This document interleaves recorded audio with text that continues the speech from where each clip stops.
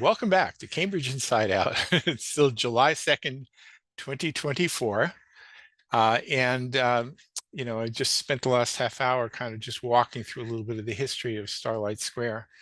Um, I thought one of the things that I might mention is that on the very last day of Starlight Square, I got into some conversations with a number of people who I think could be pivotal for future planning. One was Mark Boyes Watson, who was very much involved in the whole conceptualization. It's actually Matt Boyes Watson. Very similar names, actually. Um, and and also Morris Nagar. Now, Morris owns the property in front, which was Revolution Clinics, which is closed. It's the first cannabis place to open, medicinal only, but they were restricted in terms of they weren't allowed to do the recreational in order to give a hand to the others. Well, now Revolutionary Clinics is closed and has gone away. So I guess our political people have effectively run them out of town. But the property is certainly there, and there are other frontages as well. And I was talking with Morris, and he's got some interesting ideas where, because people are talking about what to do with the parking lots and other lots in Central Square, one of which was ideas to build housing of relatively large scale. Of course, how do you make housing construction compatible with something that's an open air entertainment venue, without annoying people, keeping people awake when they don't want to be awake, et cetera, right? Now, one way to do this would be to reconceptualize things. Right now, Starlight Square was on the Bishop Allen Drive side of things. So Mars floated a notion, which I thought was really quite interesting. We actually talked with Gita Prahan as well, is why not actually take down some of the buildings that face Mass Ave, build behind, going up to Bishop Allen residential with a commercial frontage recessed, facing outwards so that there's basically almost an amphitheater feel facing out toward Massachusetts Avenue. This way, any sound that would be projected toward the avenue and not so much toward the residential properties, either on Norfolk Street or on Bishop Allen Drive.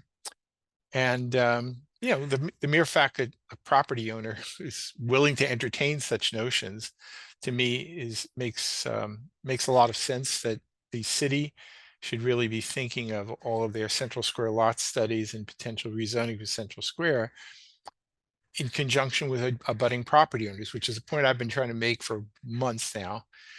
And there's a perfectly good example. So up until a few days ago, I thought, well, we have to do Starlight 2.0 somewhere, but maybe that's not the site. But now I'm starting to think, well, maybe it could still be the site. But in any case, it has to happen. There has to be a second life of some sort for Starlight, right? It is interesting. I don't want to be particularly negative, but there are some kind of self-appointed spokesmen of people they have no business representing, who are sort of asserting what's supposed to happen with Starlight, or from the space in the parking lots here, about what particular brand of housing and whatnot. But honestly, the only way this makes sense financially and from an urban design point of view is going to be done as probably some sort of mixed income housing, and working with the abutting property owners. And then maybe we can actually make something which is not only acceptable, but actually spectacular. So as the sign said, you have for those who are bold enough to consider it, So anyway, I'm kind of hoping that some of these partnerships can sort of develop things pretty well. All right, so it was a lot of talk about Central Square and Starlight Square. All right, but let's talk about a few other things here as well. Okay, so I think the last time we did these programs, there had been a fatality, the cyclists at the intersection of Mt Auburn and Mt Auburn and, why am I forgetting the name of the street right now? DeWolfe Street. 55-year-old woman from Florida. So that was actually on June 7th. Well, exactly 2 weeks later, there was a second fatality of a woman. The woman from Florida's name was Kim Staley. And on June 21st, Friday morning, a woman named Mintai, I think, I don't know if it's pronounced T or Tai, Nguyen, a 24-year-old MIT physics graduate student who actually lived, according to the street listing, at least just a block away from here on Fayette Street, was killed in the morning, and again, under very similar circumstances. So a person traveling straight in a protected bicycle lane, doing probably what she felt was the right things. We don't know yet exactly whether anybody went through any lights or anything like that. It's not for us to judge that. But there was a problem where just a fundamental problem with protected or not protected of bicyclists moving in a bicycle lane somewhat separate from travel lane when you approach an intersection where a truck, or in both cases a box truck, making a right turn. Now, who was at fault? You can certainly make the case, probably correctly, that a turning vehicle must always be conscious of a pedestrian, a bicyclist, you name it, right? Even though that can be very challenging at times. Now, one of the reasons, I'm not going to elaborate on this too much here, other than to express, the horror of the fact that people have died. But one of the things that was really quite stunning to me was that after I had taken a few photographs by that intersection, later in the day, the day that she was killed, at Portland and Hampshire Street. If I didn't mention that, let me just say it was at Portland and Hampshire Street. I got back in my car and I drove Hampshire, took the same right turn onto Portland that box trucks would have taken. And something quite shocking I observed, namely that I said, okay, I look in my right side view mirror and what I saw was the parked car. There's something I think about side view mirrors. They say things may be closer than they appear. So this mirror, so if you're completely dependent on your mirrors, which might seem like a great idea to watch out for cyclists, pedestrians, and what have you, in my case, I wouldn't have seen anybody. And I'm not driving a big box truck. I'm riding a little 2014 Honda Civic. And I didn't see a thing in the mirror, right, other than a parked car. And as you make your right turn, it's still looking behind you, so it's making it even more invisible, right? Because it's not looking. So you have to turn your head. Let me tell you something. I'm getting older. It's not as easy to turn my head. It's not as easy to turn my body when I'm driving a car too. So it can be actually pretty challenging.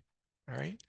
So again, I'm not laying fault on anybody here, but I just think that we're going to have to find some better solutions, both in design of intersection, certainly getting a maximum use of truck guards so that even if there is a crash, that it doesn't necessarily have to be a fatality, you know, um, but and maybe there are technological solutions. I mean, nowadays with these self-driving cars and such, they've got sensors everywhere. Maybe it's possible to retrofit trucks with sensors that send out a screaming alarm when in fact they detect a moving bicyclist or pedestrian, so that they can help as well. I don't know what the answers are, but something should be fixed. And just saying build more bike lanes, whatever that, honestly, maybe that's a good idea, maybe it's not a good idea, but it doesn't really address the question, right? Again, don't want to be negative about this here, but I will say that some of the people who on the bicycle advocacy group, Cambridge Bike Safety Group, were, I would say, inappropriately aggressive towards certain elected officials in this regard. I mean, I've been seeing some of the cars that have been around here, I think, when there was a recent vote to do a minor delay in some of the implementation of the bicycle lanes, they pass around these cards as saying every year of delay means more, life-altering injuries. Maybe true, maybe not, but let's not forget that quick build lanes were in place in both of the locations where these fatalities occurred. So the lanes alone are not preventing fatalities. They may be lessening them, maybe, but they're not preventing, absolutely. After that, they, remade the card. A bare majority have voted for 3 more years of crashes and serious injuries. Come on. Nobody voted for more crashes and serious injuries. All that took place was a vote to slow certain things down, to come up with better plans, which might mean when you're doing intersections or bicycle lanes close to intersections that you do it better, so it actually prevents fatalities. And there is still an issue about parking availability in some places, and saying that you're only removing 1% of the parking in the city by doing certain things here, when in fact that doesn't mean a thing if you're removing all of the parking in one specific location. So there's some pretty bad rhetoric going on around there. But anyway, I think, considering the fact we're just out of June and rarely do we have a month where there are 2 fatalities, I think this was something that needed to be mentioned at least. So anyway, moving on from that, I'll just mention just a few random things here just to kind of round things out. I was pleased to see that at the last city council meeting in June, when there was several appointments to city boards and commissions were made, that my friend Tom Stolman was elected to the Cambridge Election Commission. The way it works is each party committee submits 3 names. It's kind of a crazy system, but it is what it is. And they submitted 3 names, nominees, to the city manager, and they chose Tom, which I think was a very excellent choice. So he has now been sworn in, and he is a Cambridge Election Commissioner taking the seat that was previously occupied by Victoria Harris. The Central Square lot study and the soon to be, or I'd say by next spring, perhaps, maybe sooner, there will be some rezoning in Central Square that's either going to make it a much better place, or at very least a much bigger place, right? Assuming they do it well. I don't know that I'm starting to lose a little bit of confidence in this. Part of the rhetoric that goes around is this: Denise Simmons likes to say, this is another case of hurry up and wait, where they try and expedite the process to sort of, get more community input, and then in the end, nothing actually happens, which has kind of been a long-standing story of Central Square. But I think that I have a feeling something's going to happen, and I just hope they don't. I hope they make the good things better, and they don't make some of the bad things worse. But I'm not. I wish I was brimming with confidence, but honestly, I just don't feel it right now. Another thing that's floating around is that something that needs to be negotiated every, I forget, 10 years, or actually, I don't know if it's a fixed time, but there are, universities, by and large, for their educational mission properties, do not pay real estate taxes. They're tax exempt. And but there has, for a long time, there has been this thing they call payments in lieu of taxes, with the acronym PILOT. And there are some city councilors who are wanting to get more actively involved in these pilot agreements, which I think is a very risky business, because ultimately, if you start becoming too demanding of universities or other nonprofits that are not obliged to pay taxes, and if not downright insulting, which I've seen sometimes in past years, they could just walk away and say, forget it. We're not obliged to give you anything. We're not gonna. All right. And you can say, oh, we'll go to the legislature, have them, tax the churches, tax the universities, tax. It's not going to happen because of the United States Constitution. All right. But anyway, so that's something that's sort of in the air. I believe for those who are interested, on Monday, August 5th at 10:30 in the morning, there'll be an Economic Development Committee meeting where they will be discussing the topic of payments in lieu of taxes. Actually, while I'm at it, I'll just mention a few other upcoming meetings. There's not that much goes on in the summertime, which is, I think, a blessing. It certainly allows me to catch up on other things. But the city council's the housing committee, and I believe maybe the finance committee is meeting on July 10th, which is really just 8 days from now, to talk about the relationship between the city and the Affordable Housing Trust. I think that's it. I don't know what they're going to talk about. They'll probably just say do more, more, more, build bigger, bigger, bigger, right? But I think there's another important question there, which has to do with whenever you have a kind of a semi-autonomous agency that can pretty much do as it pleases.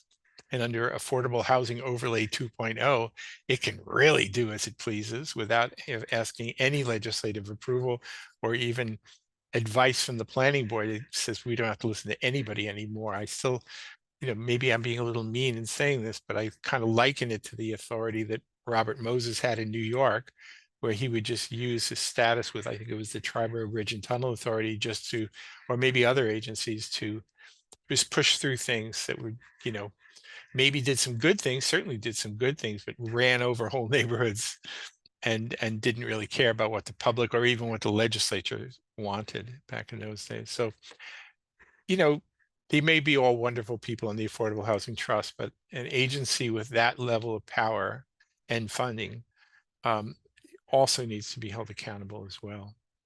On July 16th, Mark McGovern's going to continue his quest to bring a safe injection site to Central Square, something that some of us are not fans of.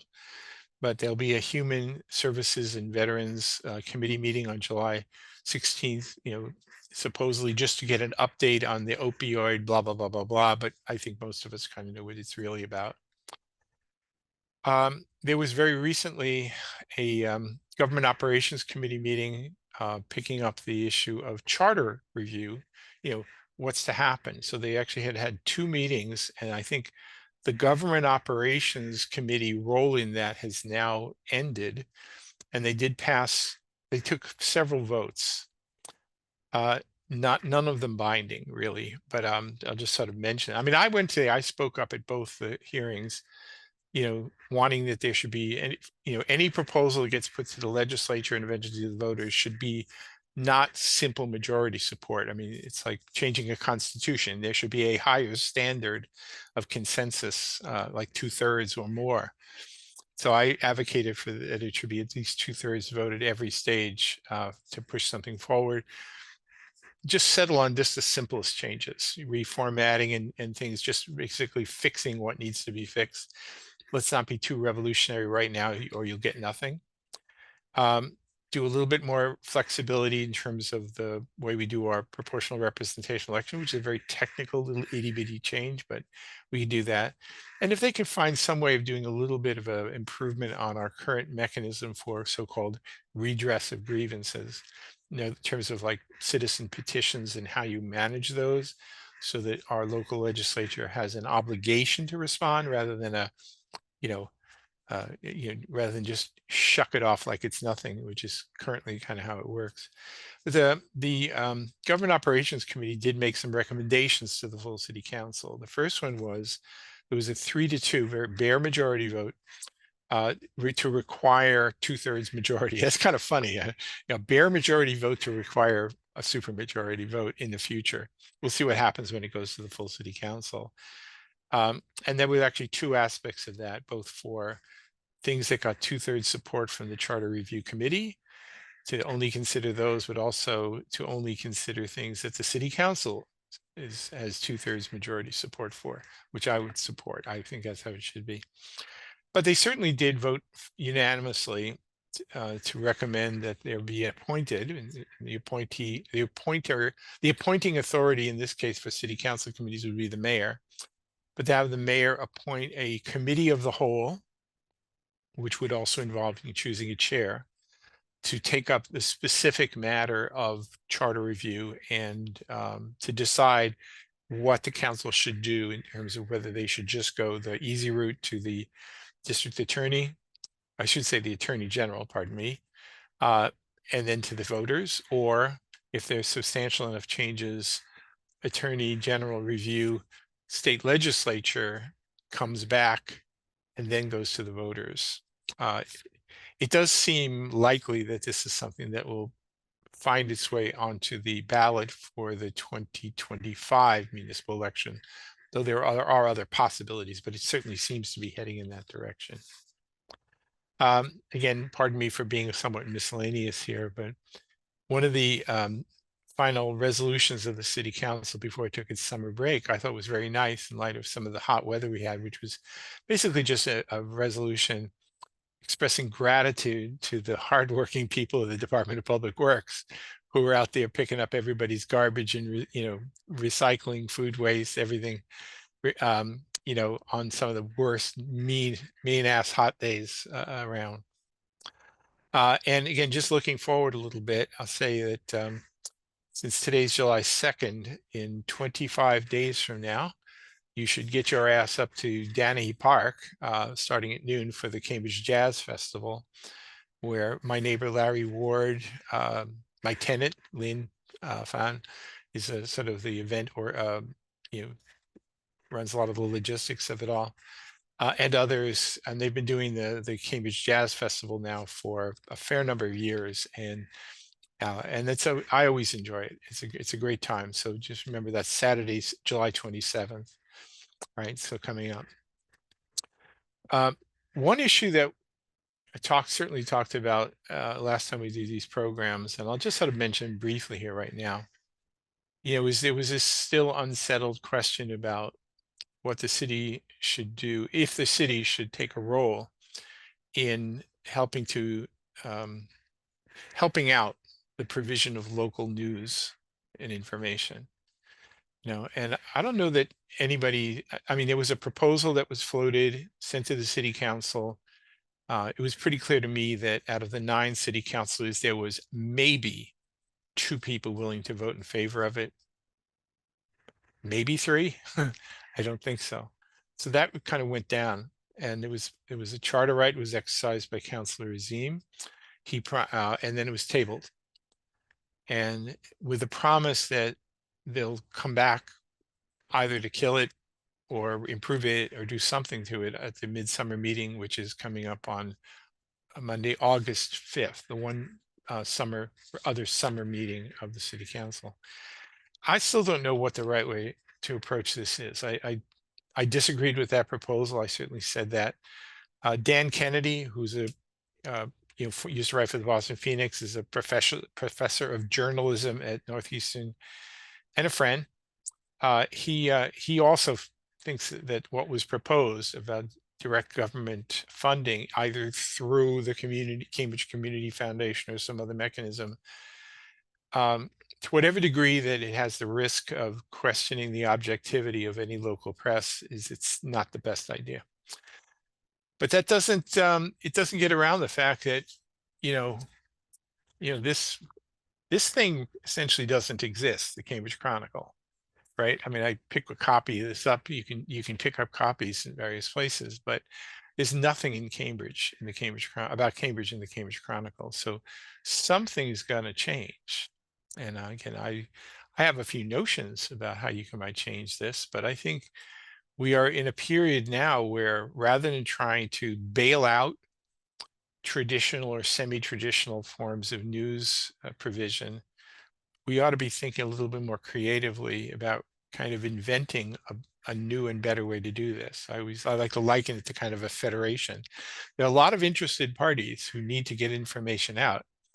All you really need to do is find a way to herd those cats and get all the talent with a sufficient amount of funding, and maybe revenue generated by advertising is not the way to do it anymore. That's a very real possibility since people have internet ways of, nobody looks at the want ads, you don't buy the want advertiser anymore.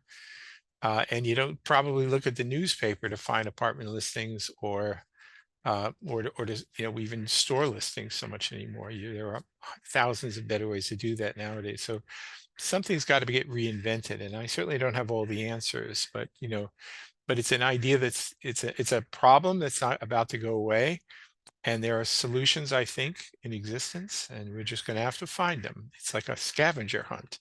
How do we find the right way of actually providing local news? But I think I mentioned actually last time I did a program, and I'll mention it again here too, which is that, you know, my recollection, if you went back 25 or more years, was that the city, to whatever degree the city, what's going on with the city and this local government is a part of the news. They didn't do a particularly good job of putting it out there. They were very much dependent on local reporters to do that. But now, city has a whole staff of public relations people and public information officers, multiple people, and they've got websites and they're putting information out and they're doing it every day. So it's not like the provision of information disappeared. It's just that there are different places to find it. And maybe what we really need is a way of kind of channeling all of this stuff into ways where you can get a maximum number of people looking into the right places in order to get such things. And the last thing I'm going to say here in the last, half a minute here before signing off here is that I didn't watch the presidential debate. I haven't watched a presidential debate since 1980. All right. But we're all aware of what happened. And again, I like to focus on the local here, but my party, the Democratic Party, is going to have to find an alternative as far as I'm concerned. Much as I appreciated Mr. Biden and voted for him 4 years ago, I think we need to find a better alternative now. And I'm certainly not the only one saying that. There's a lot of people saying that. I've got some ideas, but we'll have to talk about that at some other venue. So see you soon on Cambridge Inside Out.